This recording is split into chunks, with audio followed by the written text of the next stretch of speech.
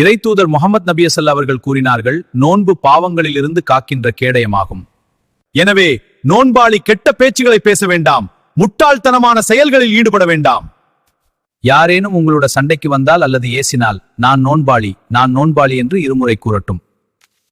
என் உயிர் எவன் கைவசம் இருக்கிறதோ அந்த இறைவன் மேல் ஆணையாக.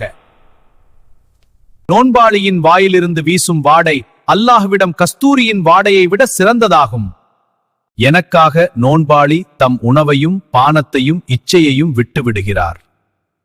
நோன்பு எனக்கு மட்டுமே உரியது, அதற்கு நானே கூலி கொடுப்பேன் என்று அல்லாஹ் கூறுகின்றான்.